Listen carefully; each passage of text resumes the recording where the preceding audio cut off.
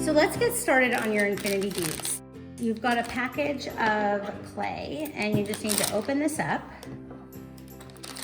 take it out, and the first thing I want you to do is roll it into a ball. Just roll it into a ball.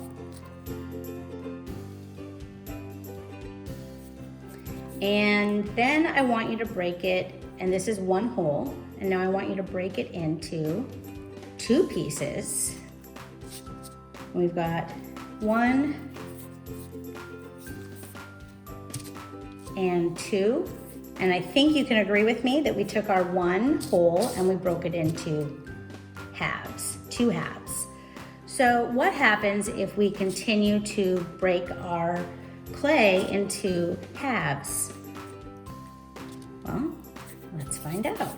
We have a half and we break that into 2, and another half, and we break this into 2, and now our half, we have fourths. So this is 1/4 of the whole, or half of our halves. We're going to keep going because we want some nice small beads. So let's break each of these in half. And so from that, we now have 4 pieces. And from this we have, I know you can guess it, 4 pieces. So now we've broken our ball into eighths. 1, 2, 3, 4, 5, 6, 7, 8. So eighths.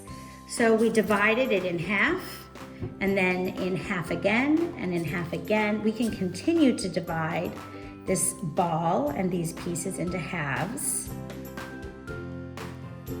Here we have each of these pieces broken into halves. Are you noticing now how many there are from each one of these every time we break it in half?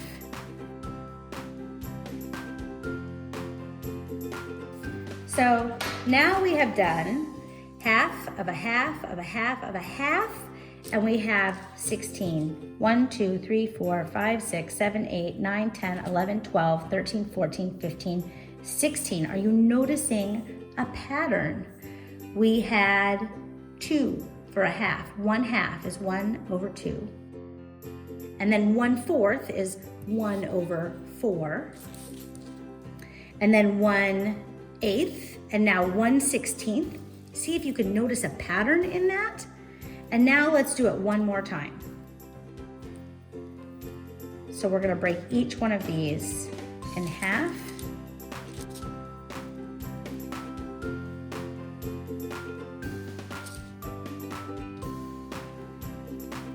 All right, so I've broken all of these in half. So let's count and see how many we have. 2, 4, 6, 8, 10, 12, 14, 16, 18, 20, 22, 24, 26, 28, 30, 32. So now we have divided that single ball in half 5 times.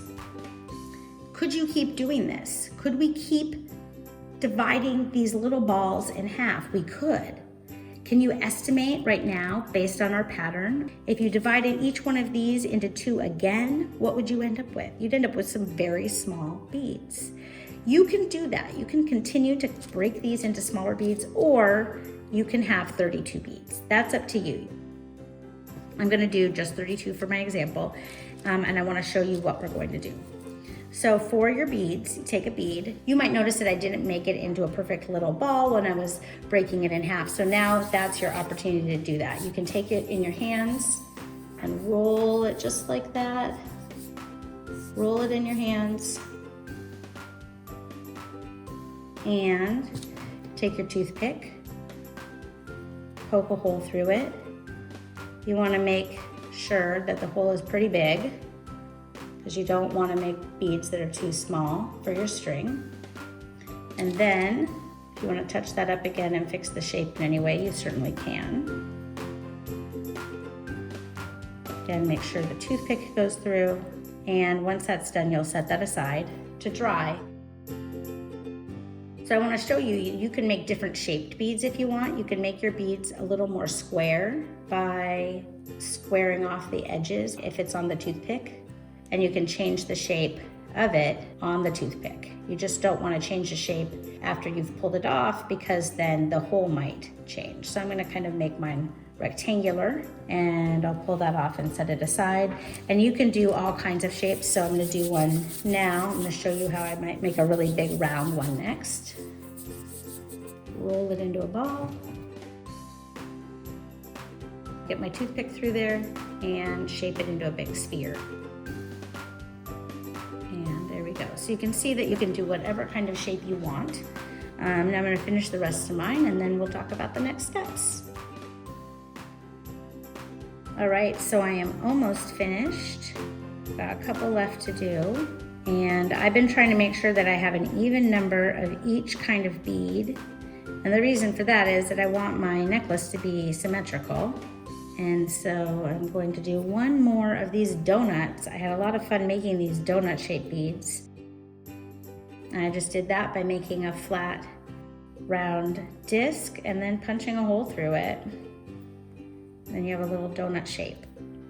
So there's my beads. Make sure when you let them dry that they don't touch each other. They are a little bit sticky, this kind of clay, and if you stick it together, they have a hard time coming apart, especially if they stay touching too long. So you want to keep them separated, and it'll take 3 days for these to dry all the way.